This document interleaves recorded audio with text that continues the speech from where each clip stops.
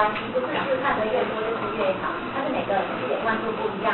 还有，你看书的时候，你会不会发现，你放得越近，你的视野宽度就越窄，而且不清楚。那你放远一点，视野宽度就越宽，对不对？所以看书要拿远一点，你的视野宽度就会比较宽，你就不会进去，就不要这样插着看，然后。我们刚开始练习的时候呢，就是拿着摇杆，就是你的屁，然后你看第5画，充分阅读资讯，你一次可不可以看6个字？充分阅读资讯这6个字，你是不是一眼就可以看到这6个字？就是在告诉你充分阅读资讯这句话。可是你如果一次只看1个字，你是不是第1个字看充，第2个字在看分？是分还是分？不懂意思。充分阅不懂，充分阅读，阅读什么？你看你这样子用笔要点6次，你要花6倍的时间。可是其实我一句话6个字，我就知道它是什么意思了。因为我们中国字是一句话才有意思，1个字好像看不出它是什么意思。所以你为什么每次数组的时候，你不要看1句话，你要看1个字？很多小朋友都只看1个字，1个字这样看结果看到第3个字他就开始在想冰箱里面有什么东西，我等下看完书我要去吃，然后等到想到冰箱，那我还是要看书，再从第1个字开始看充分，所以他第1行要看好久。那你如果第1行一次6个字看懂意思，你就会想要知道，他接下来要讲什么，当我这句话看完，赶快再往下看，所以说呢，你的眼球就跟着你的摇杆这样点下来看，你一次就点这6个字有没有？充分阅读资讯，你就把你的摇杆点在阅跟读的中间，这样点一下，这6个字就看完了。然后充实自我，你就点在10跟字的中间，点一下，你点2下就看完了这10个字了，你不用点10下。那你的眼球就跟着你的摇杆这样过，这样子过，一直看，你就会一直加速度，然后你就会专心要把它往下看。要懂我意思吗？是不是用我们这个叫做习惯性的阅读，就是视野宽度，我们要你养成看书的习惯是这样，我们就不要用机器，那以后你就会习惯一次就是看1个字就过去。那我们就是先6个字、8个字这样看，慢慢再练习那种一次看10行的，一次看叫做一目10行这样，可不可以？可以。为什么？我们看一下，翻过来，来。你先看这一页如果你的摇杆是放在 A 跟 L 的中间，你可以同时看到 A 跟 L 吗？可以嘛？两边的视野宽度有到这里，对不对？好，那你再翻过来，你再看隔壁这个R N C D I L， 对不对？你把你的摇杆放在 C 跟 D 的中间，你可以同时看到 R 跟 L 吗？有的人可能没办法，那没关系，你就看 N 跟 I 这样子就好了。我们就是要了解你视野宽度大概多大，你就是看这几项，你可以看8个字的，就一次看8个字，可以看6个字，可以一次看6个字。好，那你再翻过来我们除了视野宽度，可以是宽度，可以是高度你看，我如果跟你讲说，这里一格是不是有9个字？对不对？那我如果说好，这里总共1、2、3、4、5、6、7，其实有28个这样子的方块，那这些方块里面这些总共28个方块里面有几个3？那你是不是每一格看到有几个3？你一眼就可以看到几个3了？你会不会要一个一个去看有几个3？不用吧？你应该这样一个就看到这一个有1个3嘛，第2个这里都没有3嘛，然后第3个就2个3嘛，你应该是一下就可以看到了嘛？你需要一个一个去点吗？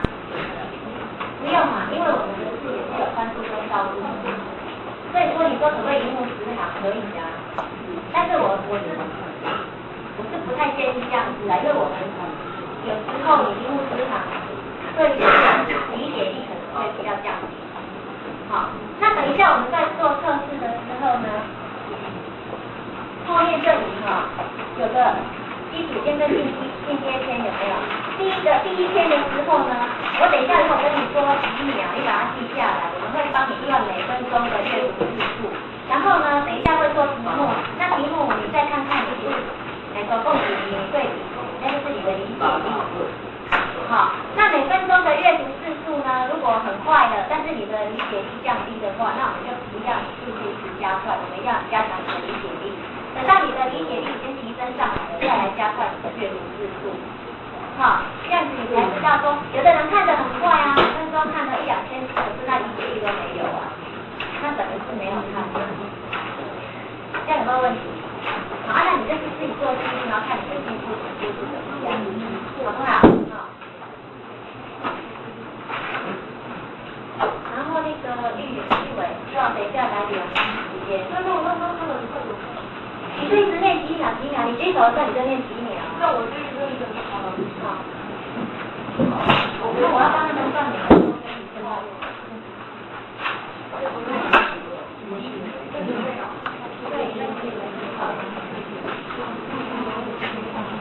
先不要看那个。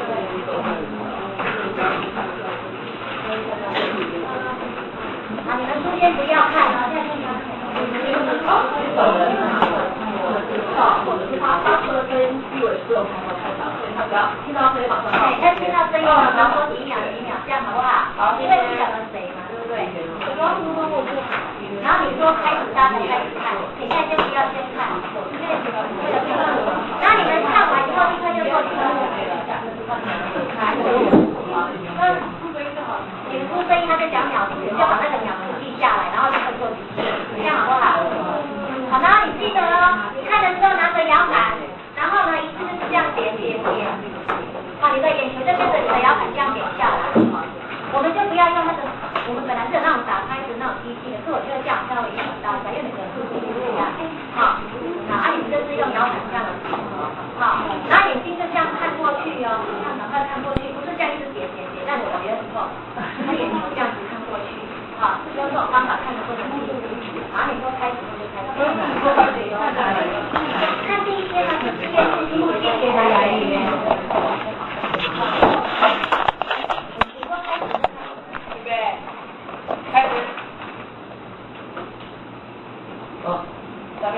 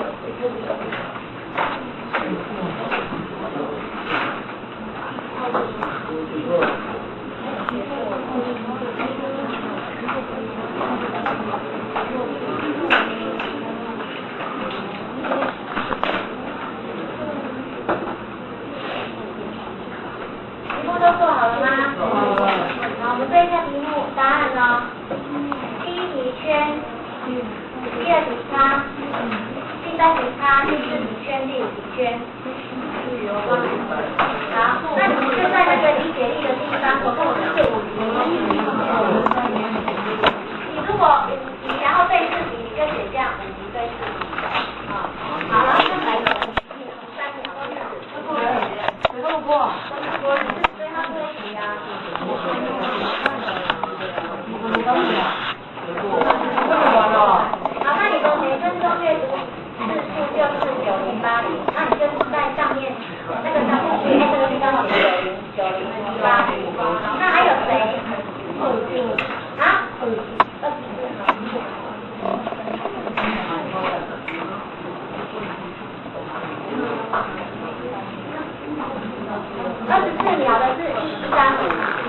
是每分钟阅读字数1100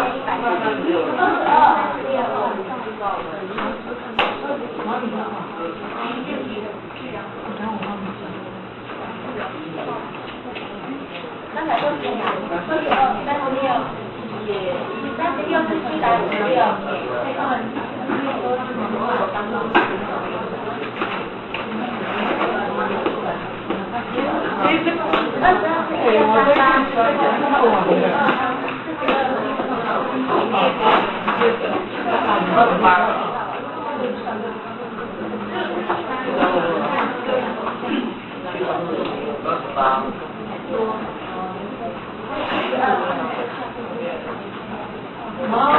648，下面要记得。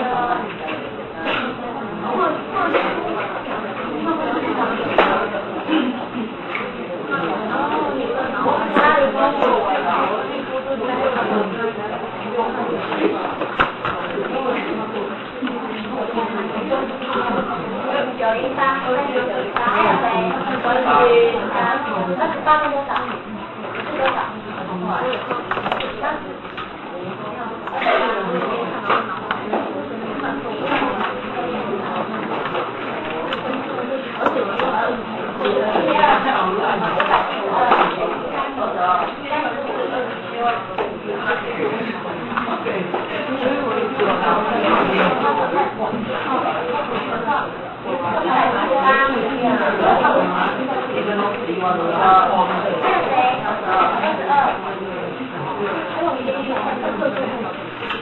？1238，还有谁？1047，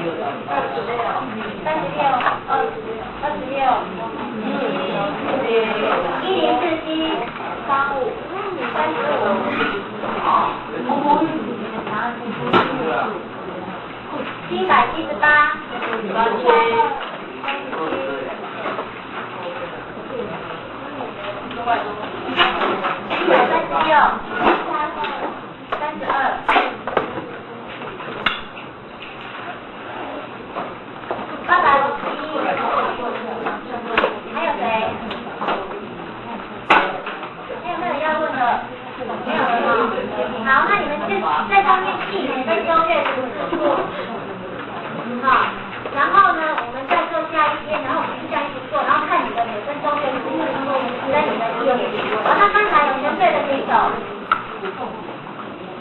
全对的，然后你们的每分钟阅读字数都是多少？多少？按你200多，按你有没有超过1000？他的全对的，他有没有超过1000的？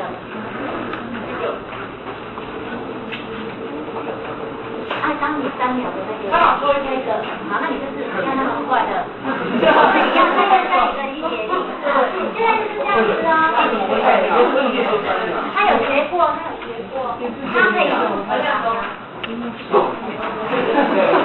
因为哈，当然我们要你很快，是目的叫你专心，但是我们并不是说要像杨氏素子他都会继续表演，要表演得很快没有？我是觉得我们不要做到这样，我是希望说能够做到专心，好，所以说你的理解度也要一点。那如果你回家要练习看自己写的东西哈，跟报纸它那个句子刚好是一直刚好可以看，一个是他写的嘛哈，你刚好就可以看一直这样一点这样写过去。还有看什么很好看，一周刊也是很好练习，因为一周刊都是什么人在什么地方做什么事情这样子，然后把它写进去，那个会练习很快，然后慢慢的你才会去练习看那个比较理论的东西，因为比较理论的东西一开始用那个练习会很痛苦。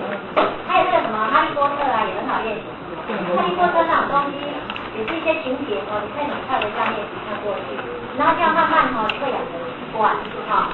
好，那我们再做第2篇，先不要看哦，哈。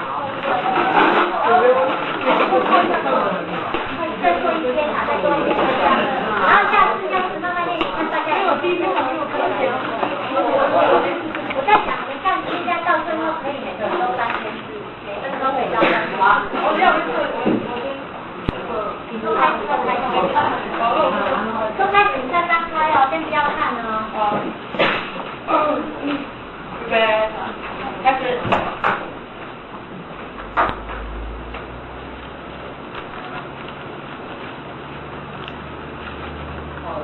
什么？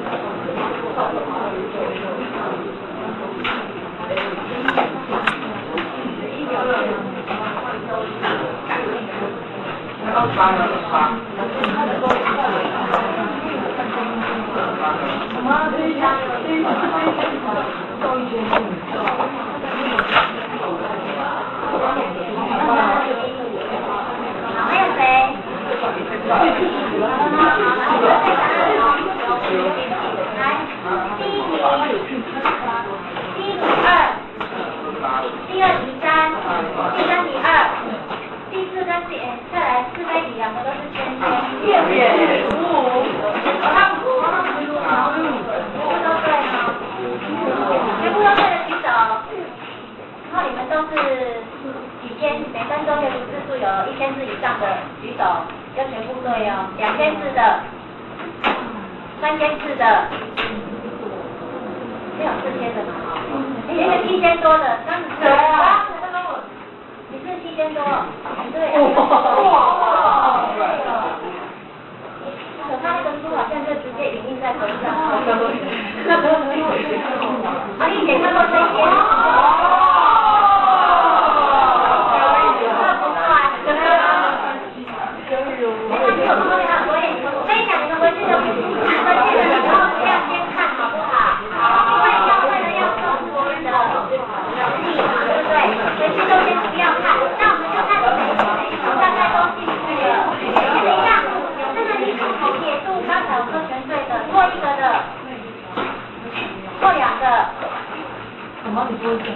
过生的，我先对，那你就不是过生的，哎，好，那回去的时候就是做刚才那些没去的，然后看你们用什么方式做都没有关系，然后尽量是学校的题目做，好，好，我们先给回妈妈，好不好？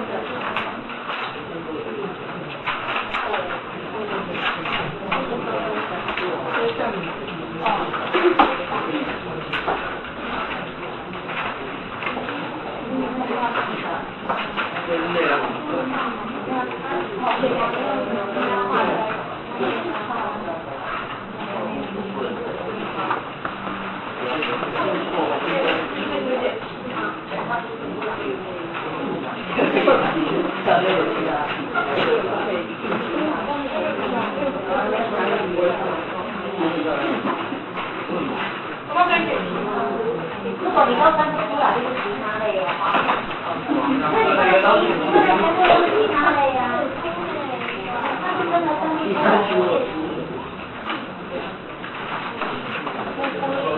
对对，格子不够自己画，自己小一点。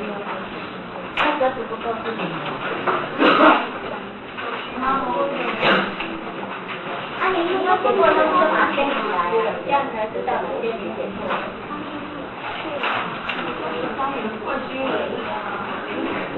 忘记本是那个店里的名字。是哦。电风扇，电风扇。在哪里来？电风扇。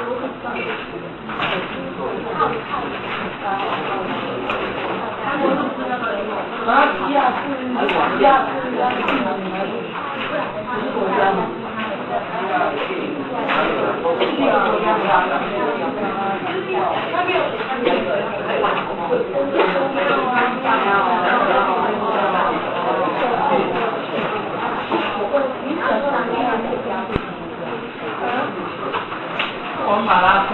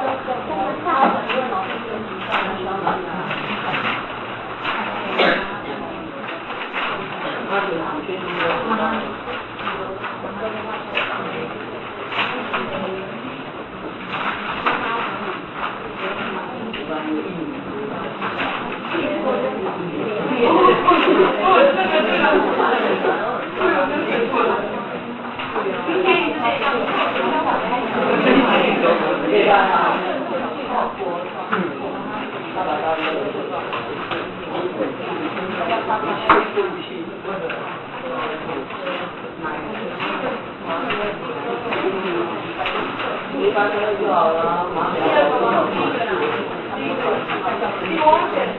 我写外派一光的，我告诉你，这张写陆地生什么话？陆地生海东会，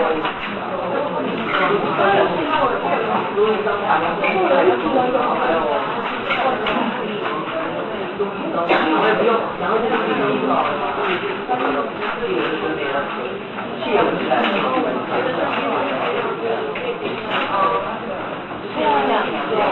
你居然都没有，我是每天，你根本没到现在录还是大的，对啊，他刚上去了。好了，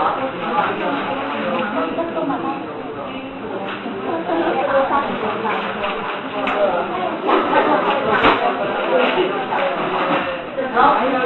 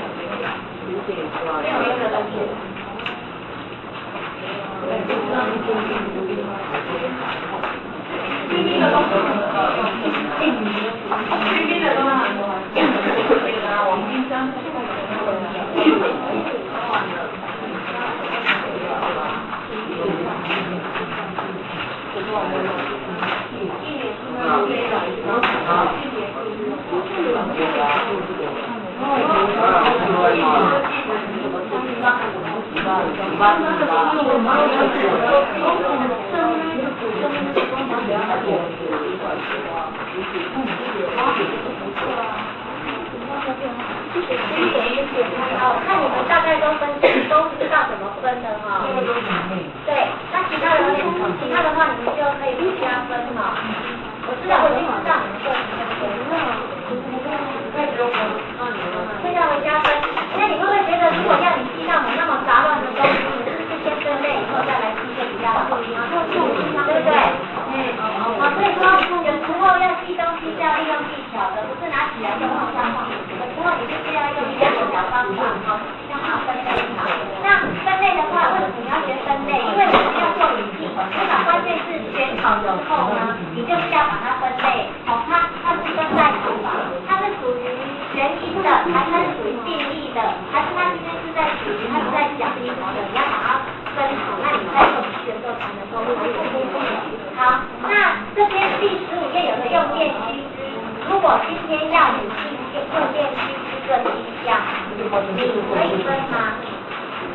你想要怎么分？你把哪几项可以分在一起，然后上面要跟它下个标题。因为我们要记东西，常常是这种东西哦。看一下哈，第15页的用电须知，如果这个要分的话。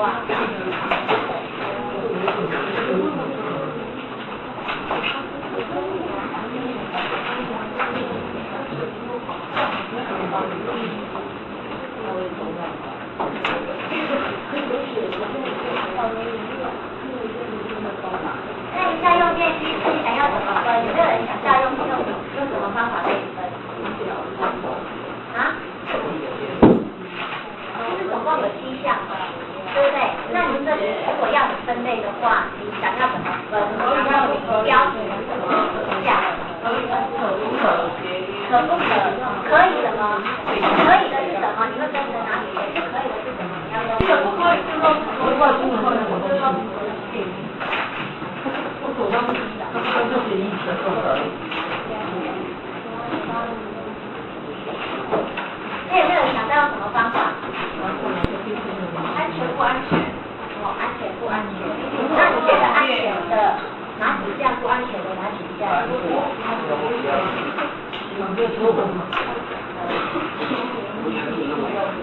交互不要如何？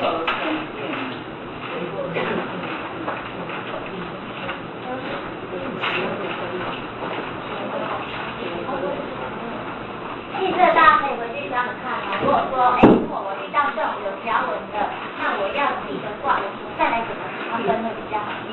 那在这边我们是有想到说，就可以把它分成用电须知把它分成使用前、使用后，或者使用前、使用中、使用后来分好。比如说有一个安装正确数值的保险丝，那这个是属于使用前，你就应该做好的。你就应该做好了，那我就把它分成使用前。我使用前的时候，我就应该要做好这件事情。好，再来呢，身体或站立处潮湿的时候，不可以触摸电器，这是属于使用中的。好，这是属于使用中的。然后呢，不可在同一个插座或延长线连接过多的电器，那这个应该也是使用前的嘛，对不对？就是可以来这样分。然后你把它分好以后再来记呢，使用前应该注意3项，来使用中你应该注意2项，使用后应该注意2项，那这样子来记会不会比较好？所以我们要帮助小朋友用电，你要注意哪些？你用这样方法会比较用7项来让他记得更好，有没有？所以你在做笔记的时候，你有时候就是要这样，你要这样子先去做个分类来思考，再来做它，就是把原来的东西打散。就是把它原来写的东西打散，你再重新组合，用你自己的方法。这样有没有问题？这样有没有问题？第4个，不可用拉扯电线的方式拔出电器的插头，这应该是属于使用中的插座不可安装在靠近水源或热处，这应该是属于使用前的电器长时间不使用要拔下插头，这应该是属于使用后的吧？第7个，没有人的时候要关，也是属于使用后的。像你这样分一分，会不会更好？对不对？好不好？做笔记就是这样，你把原来的东西，你就是把原来的东西理解之后，用自己的方式去把它打散，重新做，就变成是你自己的。就是说，你用自己的，你不要被作者把你牵扯走了。我们现在就是想办法把书上的东西了解以后变成自己的。有没有问题？这也是一个分类的方法好，再来我们要看标题，记下标题也是蛮重要的像我们刚才这个用电须知，你分类好了以后，你要记下标题给它。这像我们刚才是把它下成使用前、使用中、使用后，对不对？好，那刚刚我们把它下成可以不可以，或是把它下成不能。那你觉得这样子跟使用中、使用前、使用后哪一个比较好用？那你就选择那一个，那就是所谓的一个标题。还有我们刚才有没有在做分类的时候也是有标题啊，文具类啊。国家名称啊，电影类，那就是一个标题啊。那刚刚你跟我讲说，我这边有朋友说，他写器官类，那他说那手呢？手也算器官吗？他说那我们就写身体器官，这也是一种下标题的时候应该考虑的一个方法，就是怎么样比较好，这就是标题哈。那标题常常就是我们在课本的最前面最喜欢写标题的。好，那你们看一下第17页，就是说。第一个，这一句话，你觉得你上面要跟它下什么标题？如果你看到它下面在讲的这句话，那原来课文上面可能是写什么标题？好，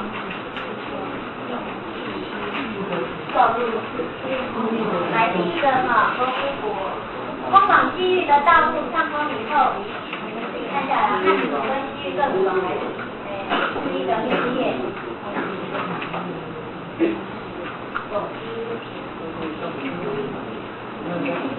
西域各国纷纷派人前来中原经商，当地的官国因为战马等源源不断的传入中原，在中国的文物是织品有机，也经由这条道路通往西域，再转入欧洲，这就是有名的丝路。对，是丝路。那你觉得它的标题应该是叫做什么？丝路的什么？功能，这就是有名的丝路，所以它应该是丝路的由来，或是丝路的起源，或者是西域的由来、西域的起源都可以。因为它是通往西域的道路，所以你看到这篇文章上面的标题，可以跟它下文字。好，那你的标题下来了。西域的由来，那你如果今天你要做一个笔记，你是不是会写西域的由来？西域的由来或丝路的由来是什么？是什么？就是把这句话里面找关键字出来写，对不对？好，比如说这一课可能是在讲西域，对不对？好，西域的由来，然后它的重点你要写什么？是不是要把这句话里面找关键字？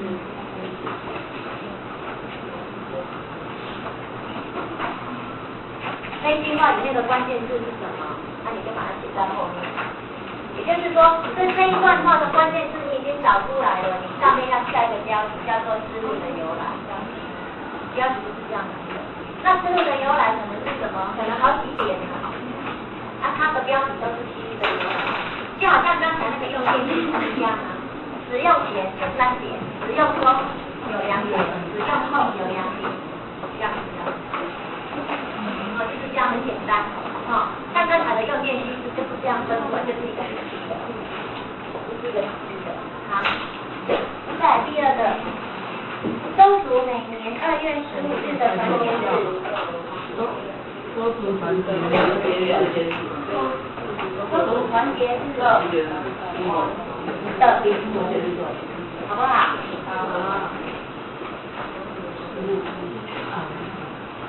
周族团结日的礼俗，好不好？还是周族的礼俗都可以。那你的标题就是周族的礼俗，那它的后面关键是什么？它后什么？团结跟和谐的重要啊。它的礼俗，它为什么要有个团结日？它的目的是为了要怎样团结跟和谐的时候，这里面的关键，把它关键字先出来，然后放大，把那个标题写出来，然后放在那一类里面，这样子而已。制作笔记写这样而已啊。把关键字写出来，把标题也写出来，然后把它分类分档，这样就好了。再第3个，事故伤害或急症发生的时候，受伤你觉得是什么？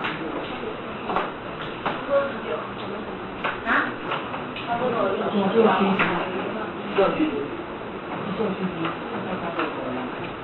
让他要急救的时候，有人说是急救的重要性，可是我比较觉得它应该是搬送病患的方法，因为我们都知道要去急救他，但是你这个搬送病患的方法没有弄好的话，反而会使他更严重。如果会使他更严重，你还不如不要去碰他，有没有？因为他骨折了嘛，如果你搬得不好啊，结果他本来只是骨折嘛，你搬得不好，结果变穿出来了，更严重，有没有？对性。或者是他是，譬如说那个内脏里面，譬如说我们的胸部的那个，会不会没弄好就刺到心脏？本来躺在那里会搬不好就有急了，所以我觉得搬送，就是说搬送病患的方法是很重要，因为他这边好像就是在讲说你在运送的时候应该怎么样，要怎么样来处理，就近检查出这样没问题。当然你也可以写急救的重要性嘛，那你是在讲急救的重要性。再来第4个，朋友能增长你的知识，扩充你的生活经验。所以朋友像是一本一本的好书，你觉得这一句话的标准要写很清楚。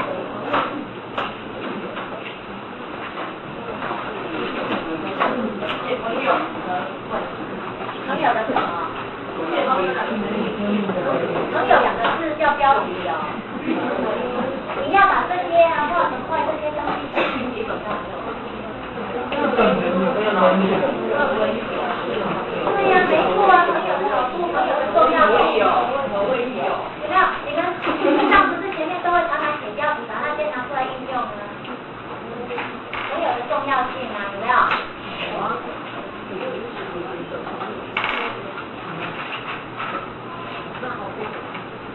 再来，良好沟通的秘诀，不论在什么情况之下，你都要前后一致，表现出最好的一面。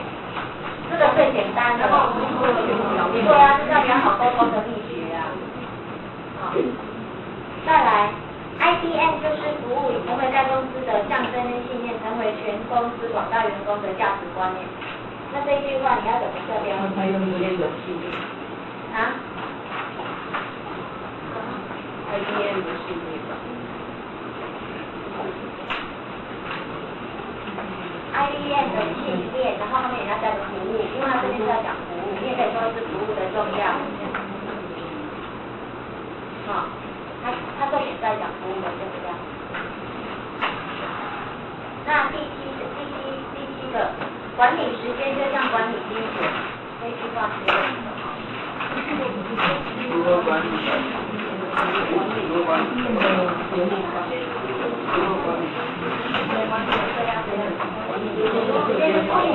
管理时间的重要，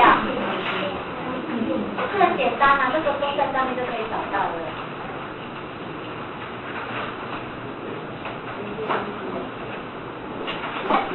再来，背诵是记忆之母，当人们年纪越大，记忆的能力就越差。此时适度的背诵对于我们记忆能力的恢复有益。背诵的什么？背诵的重要啊，这什么才是背诵的重要？记忆不是。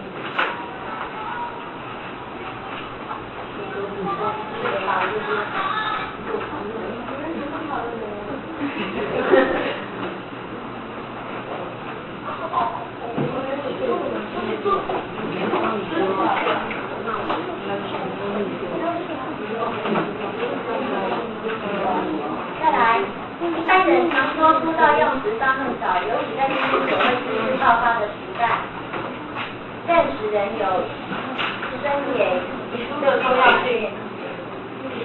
培养一种普遍的读书风气，实在是学校跟社会应该共同努力的目标。我觉得这里应该是在讲读书风气。读书风气，培养读书风气的重要。他这里重点是，他这里意识到读书很重要，但是培养读书就是一个读书风气的重要。因为我也觉得读书风气很重要。如果这个班级的读书风气不好的话，大家就不想读书了。他的读书风气很好，大家就会提升。读书激光剂的重要。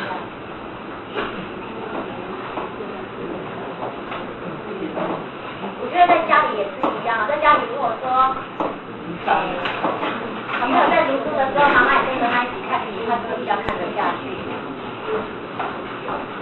再来，广告是一种用来联络买卖双方思想、感情和讯息的好方法，基本只是一种有说服力的讯息创造。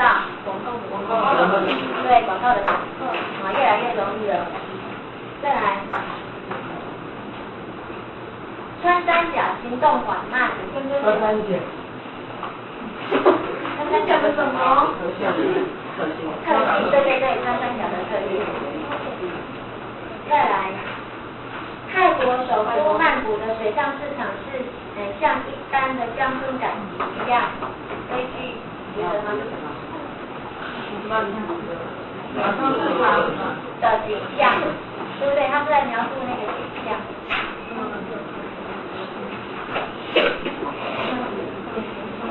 景象，对。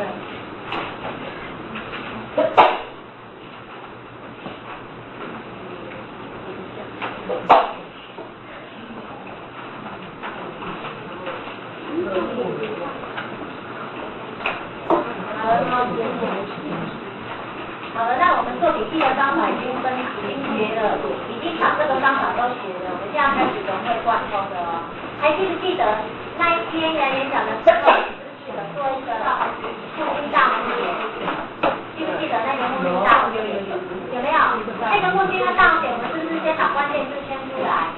然后第一次我们是不是就把关键字写出来？写完以后，我们发现有一个很好的分类，就是变跟不变，所以我就把变跟不变写上去，然后会变的是什么？不变的是什么？有没有？记不记得？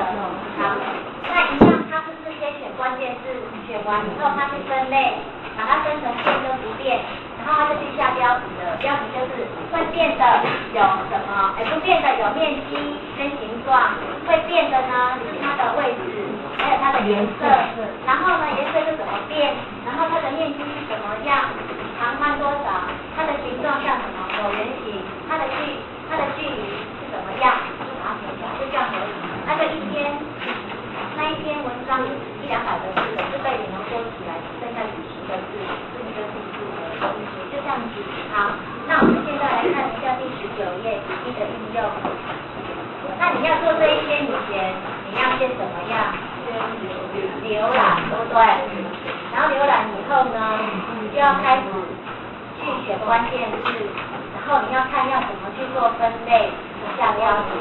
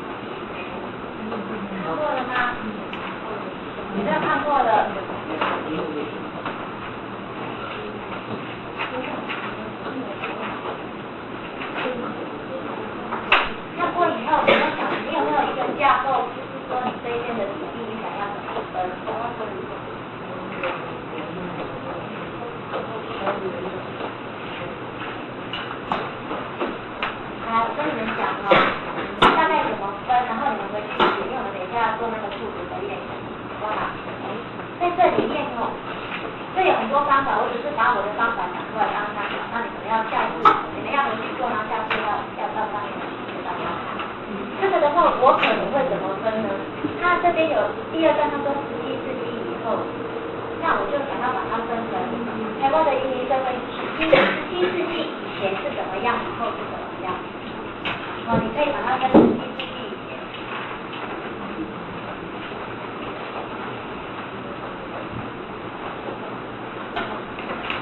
好，那这边我可能就是分17世纪以前呢，台湾它是怎么样？就17世纪啊，就分成平埔族跟高山族，有没有？然后平埔族呢又怎么样？高山族又怎么样？这是高山族现在就是阿美族啊，这边有写啊，然后后面又加一个少数族，现在是族族的，好，那就是当地的原住民。然后平埔族的话呢，就是以平原一带就是像现在这样，跟就是汉化比较深的，你就可以这样分。然后这是17世纪以前的，这是以前的，然后以后的话呢，就是荷兰人进来以后，有没有？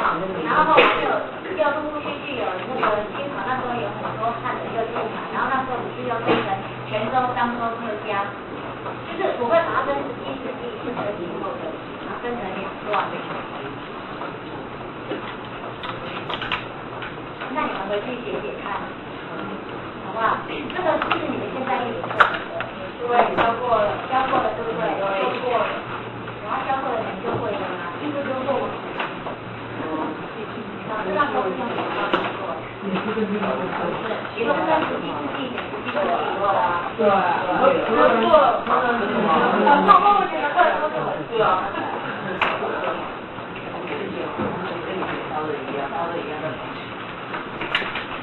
好，那你们做22页，媒体的威胁。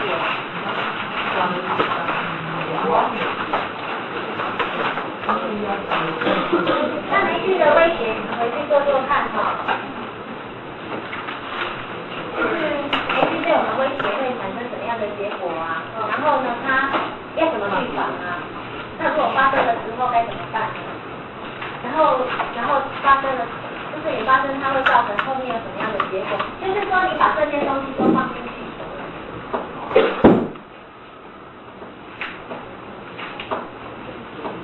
然后下一次我会带那个我们的其他补充资料来做。还有老鹰跟鸭子这一篇你们也可以去看，这个蛮好玩的。你要怎么去做分类？老鹰跟鸭子你要怎么去做分类？它就是有分为。他的个性方面的、情绪方面的、怎么样方面的去做分类，我觉得这一篇蛮好的，可以试试看。好，那我们下次我的笔记课程就是一直做笔记了，因为你们前面方法都会了。那而且我也希望你们从现在回去开始，你们的课本内容就是自己先做练习，先做笔记，好不好？这个国语的妈妈说，好像先预习蛮有效的哈。对呀，我们国语进步很多。对呀。因为那时候也不是，因为刚上国中可能方法也不太对，说出来我们来试试看你这个英文妈妈的方法，你试着做看。那看我们落实做到很深，我不知道，反正他就尽量去做。我是觉得我们家长去支持他一下。刚开始的时候真的要支持他，让他养成习惯。你知道我们人就是怎么样养成习惯以后要改都很难，坏习惯要改掉也很难，好的习惯把它养成它也很难掉。我们要让他做笔记是变成习惯，就是他看到课文要练出那个习惯做笔记，把它养成习惯。他刚开始真的有点难，家长他就不行他会做笔记，所以都写很多。对，刚开始会写很多，然后慢慢的会越来越浓缩。他为什么会写很多？因为他不放心，他觉得我没有写这么多，我会不会忘记？对，他不放心。然后慢慢的，他会越来越有自信，他会放心。如果其实写2个字，我看到关键字就懂了。像我们今天抓关键字，自己看就懂了。番茄酱，想到那句话了吗？番茄酱，你还记得吗？中民班，中民对呀，刚刚讲的现在都还记得啊，你不用担心，而且你48小时之内一定要再复习它一次，你写出来的笔记，你48小时之内再去复习它一次，你3天后再看它一次，你1个礼拜以后再看它一次，你就忘不掉了。我们根据人类的遗忘曲线，48小时之内一定要赶快复习。那我们常常复习都是在考试前，考试前是超过48小时的，所以是从头念的，已经不是叫复习的。所以说你做出来的笔记，你偶尔拿出来看一下，自己再稍微复述一下，你就会记得了。那刚开始做笔记真的是要家长在旁边不许他，而且你陪他一起做，说我们怎么来做笔记啊，试试看。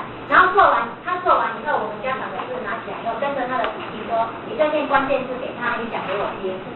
你讲给我听，你现在讲给你听，然后他在讲的过程当中，一直在听，在讲。那你只要他能够按照他的笔记讲出来，跟课本差不多就是对的。你只要听他讲就好了，因为笔记也没有什么对错，只要他能够讲得回去就是对的。只要他看着笔记能够讲回课本的内容就是对的，没有什么对错。那我们就是说，你这样试试看，然后讲，然后说，你讲一次给我听，你可以讲出来，那就是他在讲的过程就是复述嘛。他讲的过程有记不起来的，就是再把课本看一次，他就会了。好，一定效果会很好。好，那我们现在来练习速读哦。好，速读的话，我们看一下速读后面这边哈。收藏户籍账号42274784，户名十方法界基金会。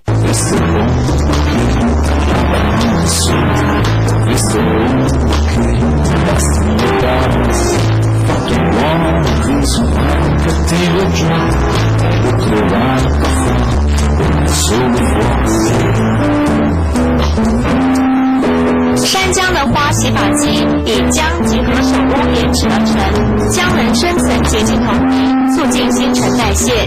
何首乌中含软磷脂，营养发根，润泽秀发，及后秀发不油不涩，柔顺好梳理。山姜的花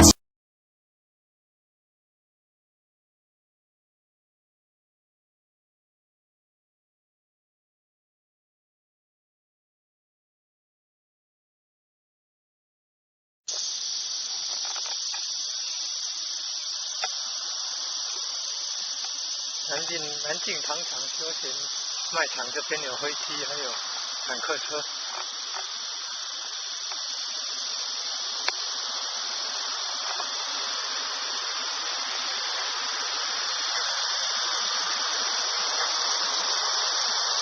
1、2、3、4、5、6、7、8，大的轮胎有7个，小的有1个。那前面那个是齿轮，滚动用的。这边有简介介绍。M1动8，1动叉 ，M1动叉 ，M108自走炮车是美国凯迪拉克公司根据 P-195自走炮车改良而来，并于民国51年10月开始量产。这个已经快50年了。此装备与 M109自走炮车除了口径外，均极为类似，既有轻装甲防护力、优异的机动力、可空运及加装浮油装置，以实施两栖渡河作战。两栖渡河作战，炮塔可做360度整个圆的全向设计。台湾于民国70年至美国陆续接收此型装备，配发机械化师及装甲旅炮兵单位使用。此装备配用弹药有榴弹、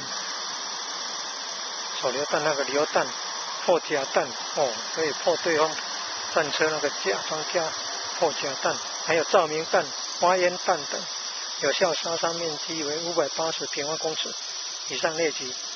M108自走炮车之诸元简介。和平为处世之本世界和平比较重要，不要战争上战者不战而屈人之兵